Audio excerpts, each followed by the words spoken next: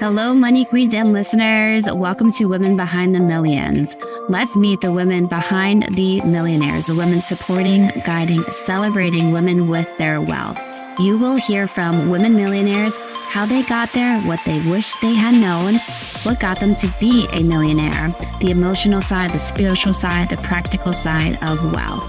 You'll also get to meet the women behind the scenes helping make it happen. Let's dive into Women Behind the Millions. I am Jessica Weaver, your host, bestselling author of 3 books, wealth advisor, and founder of the Women's Wealth Boutique. Let's start meeting the women.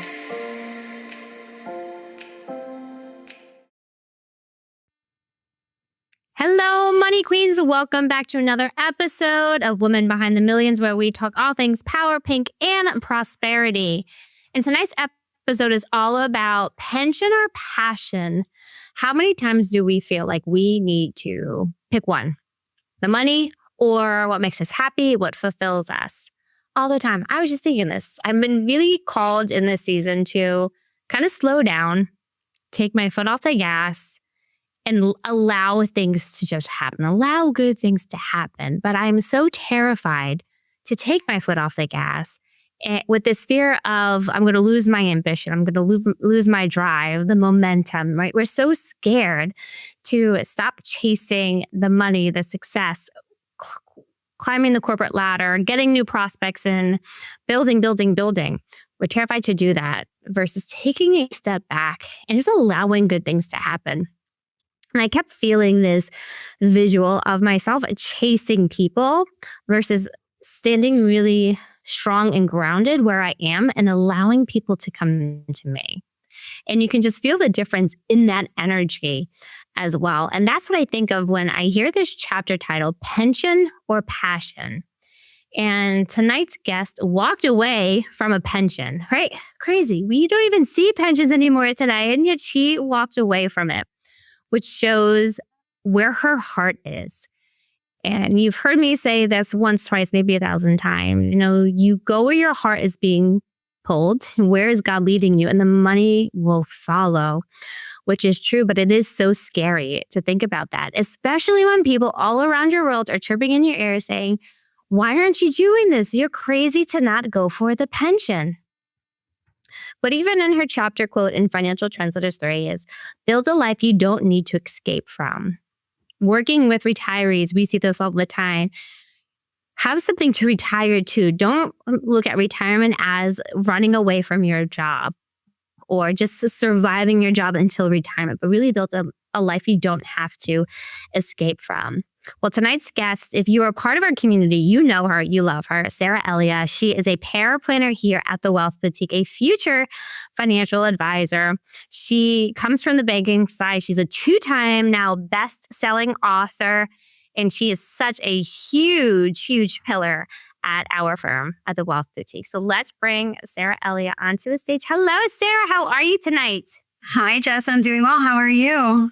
I am doing fantastic. You are one of our new financial trendsetters in Financial Trendsetters 3. What has it been like joining this amazing group of women? Amazing group of women, like you said, and just getting to hear everyone's stories, write my story, read my story. You don't realize how far you've come and how much there still is to do. And there's still to do. I love that. Yeah, right. Taking the time to reflect back on what got you to this moment. Take us into your early career. From an early age, you knew you wanted to be an advisor. What kind of pulled you in this direction? So I was 18. I went to Stockton University, financial planning, one of the only women, in the class. And I'm looking around, I'm like, there's not a ton of women here. Is this the right thing? And like we said, so I'm going through my career. I'm in banking. I had the chance to maybe step into Merrill Lynch. I knew that wasn't for me. And then as I'm trying to find my way, I come across this great career change, which would have been working for the government and a pension.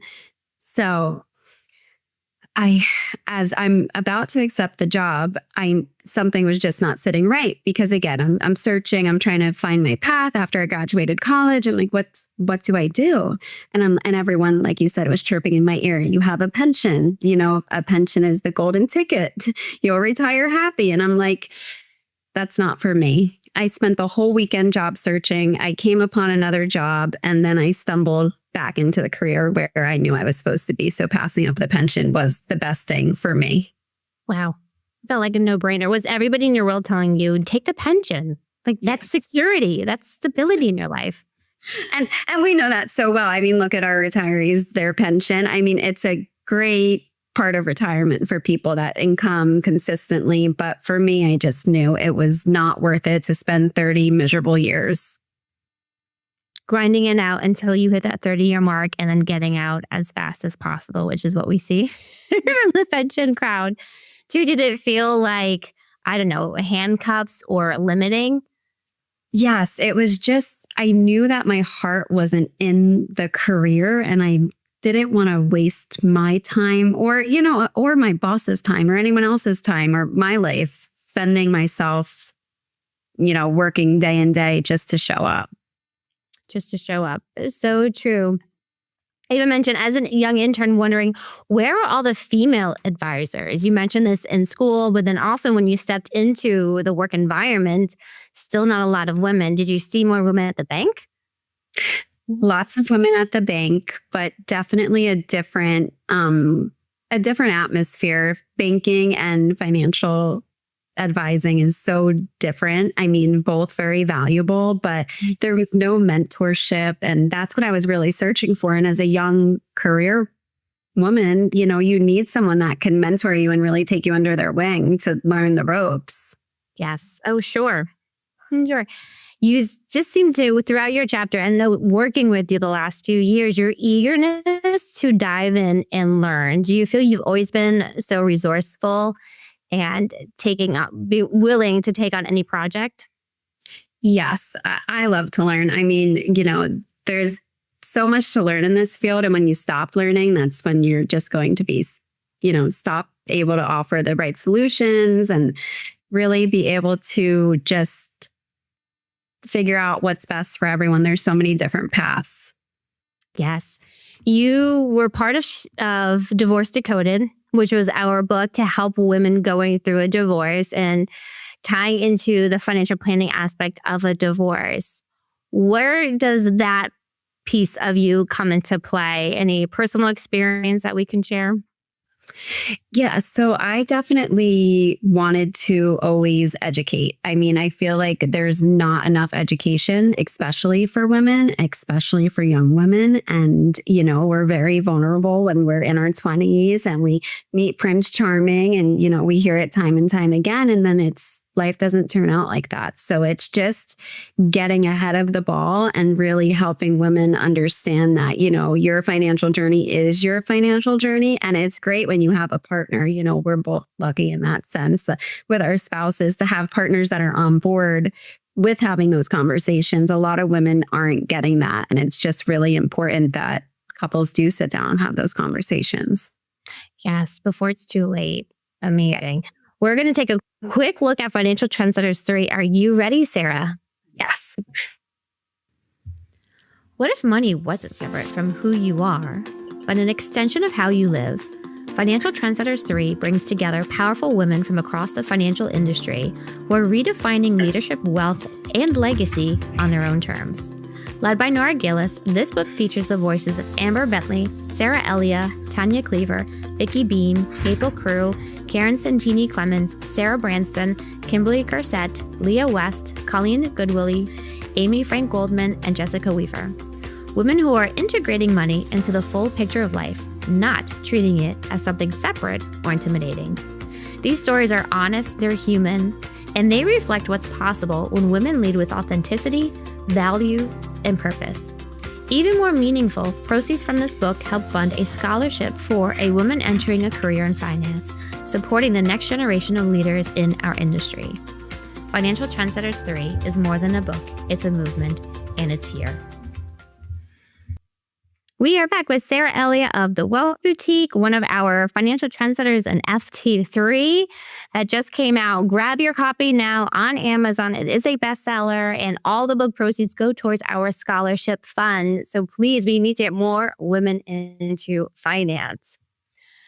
Talk to me, Sarah, about what sales is like for you as a woman. I feel we're always told we're not good at math. We're not good at sales. Where do you feel women show up in their highest when it comes to sales? We're very emotional. We can read the room. So that is huge. I think that we understand the integrity behind what we're saying. It's not just that we're saying it with honesty, and we're saying it to really be meaningful and make an impact. I like that. Meaningful and impact. It sounded like reading a chapter that sales was never your MO. It was never your driving force behind it. How have you embraced the sales process? It is part of the process, obviously. You know, this is a sales role, but it's more about presenting a solution. You know, not every product is for every person, and it's important that you're really making sure it's organic, it's right, it's proper, it makes sense in their life, and it's helping them accomplish their goals. Yes.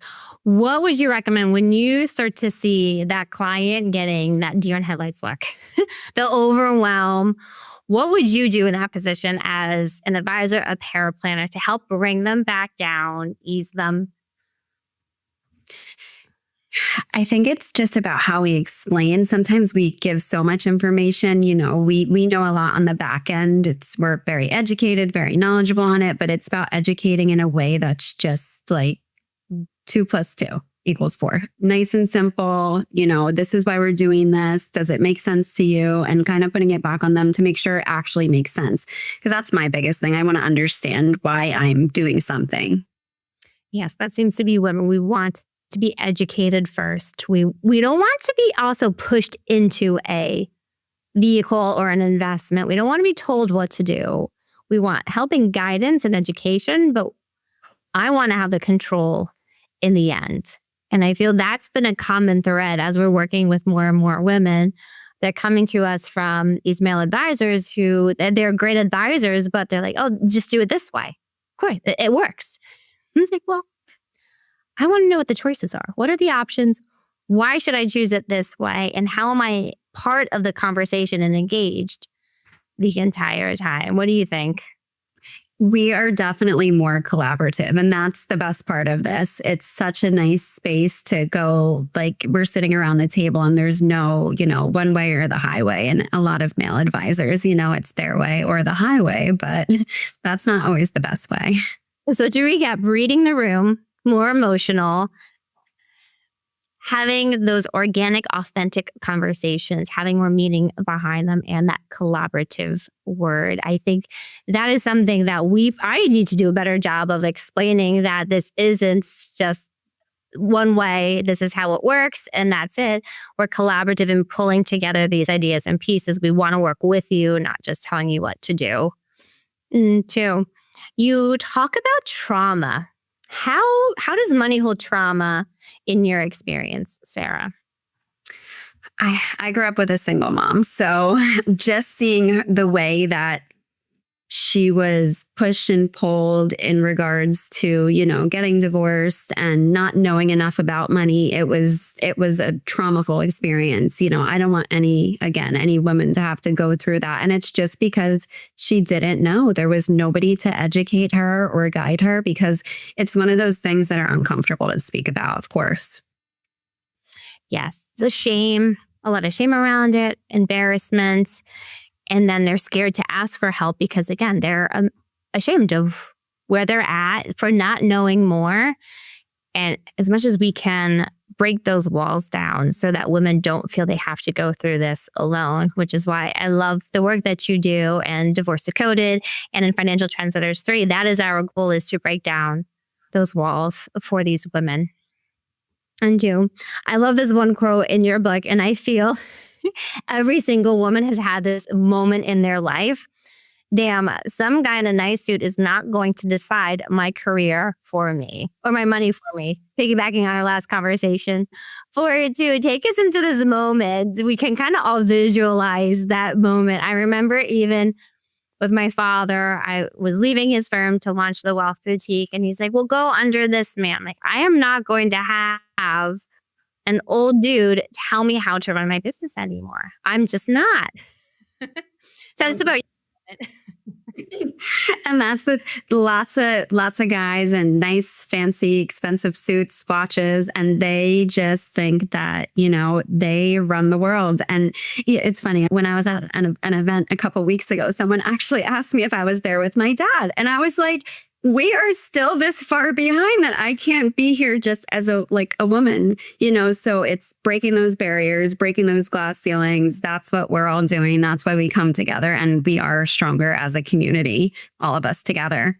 Yes. And I bet if you went to a networking event, they would say to your husband, Petey, you're the advisor, right? That happens to my... It's crazy. Yeah, you feel the support at home, and then you step outside of the house and you realize it's still that blurred vision. And obviously you have a daughter. I hope when I have children that it's less blurry in 20 years. Yes, exactly. And I don't know if you pick up on this too. I've noticed when we do have men, even this last round of prospects that came in from a seminar, and just having an honest conversation with Sarah right now, everybody, while you're viewing and listening, but they would make these comments. And I think they didn't realize what they were doing. Like, oh, we saw that you're a woman business owner. We wanted to be supportive, so we came in to meet with you.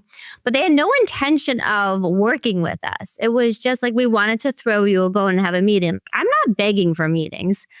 We're doing just fine. You're supporting me by wasting my time? I was so confused by this. Yeah, and the dynamic is so interesting because we know them when a lot of husbands pass before their wives, they immediately leave that advisor or that sales situation because it was so uncomfortable for them the whole time with that chauvinistic energy. Yeah, it's happening a lot still, which is... Yes, we just had somebody going through a divorce, and she has an advisor, and she's like, I don't think I want to stay with him. One, my daughter says he's an idiot.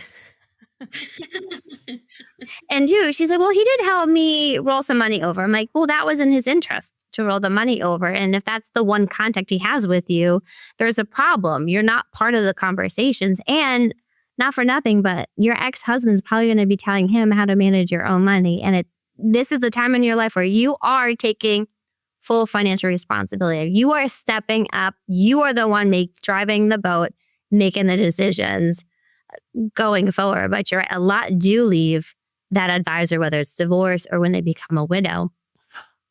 Or the daughter's inheriting money, which we're experiencing as well with one of our clients, and having such a hard time even communicating with that advisor. It is wild that at the same age we're still dealing with it and seeing. And I thought it was very interesting. One woman made this comment to me that I'm way too accomplished for my age. And it felt like a backhanded comment, one of those passive aggressive remarks. And it was very off-putting to me. What would you feel if someone said that to you, Sarah? And I feel like that's what men say. Like, you must be here because somebody handed something to you. Like, you must be here because you're with your dad. I don't know. It just feels like at this point in time, we are hitting this plateau where, why are women not doing the same roles as men? We're doing equally as much at home, in the workforce.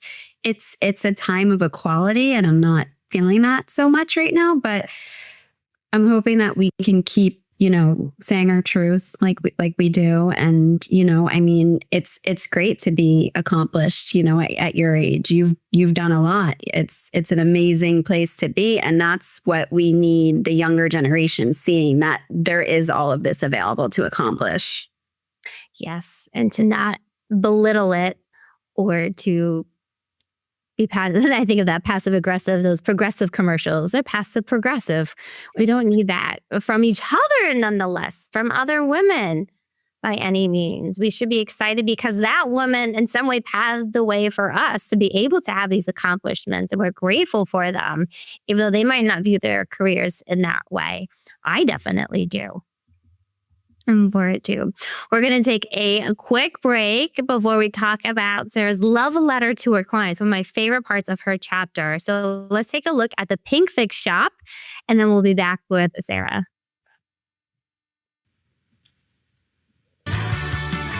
Welcome to the Pink Fix shop, where rebels, trailblazers, and legacy builders find their voice in every sip, stitch, and page. From best-selling teas to manifesting mugs, every item is designed to spark conversation and celebrate your story. Start building your legacy in style, only at pinkfixproductions.com. All right, we are back with Sarah Elia here at the Wealth Boutique. And I have to say, she could not have come into our family at a more opportune time. We did not know how badly we needed her until she came on board and just completely transformed the work that we were doing here. But I think back to that day when I was so frustrated and I went for a walk around my office building and I was thinking, like, who would be the perfect person for this role? And I'm envisioning this young, eager woman who cannot wait to learn, grow, and really expand what we were doing, resourceful, ambitious, high achieving. And what do you know, ladies, that I will go onto LinkedIn and I get a LinkedIn message from this woman, Sarah. And we just saw manifesting mugs and t-shirts. And it's true, like when you can get very clear on who is the right person or the right project for you right now. And then I believe in God. God lines it up. And there was some reason that Sarah reached out to us right when we needed her, probably a few weeks later, but divine timing. It happens too. Sarah, what made you take that bold move? And I think of so many women who second guess themselves doing something like that. But you just never know what can come out on the other side. And if you don't ask, you don't get. So I am huge in that, especially in the beginning of your career. I mean, you just have to. I tried to network with tons of different women, and then I just started to give up.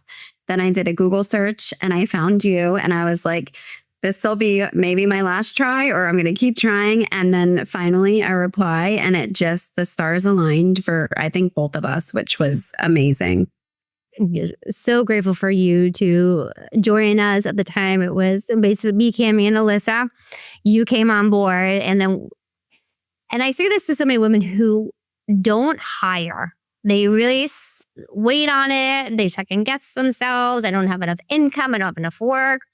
You don't realize how much you need somebody until you're on that other side, and how much it frees you up to focus on where you should be focusing versus stuck in the grunt work.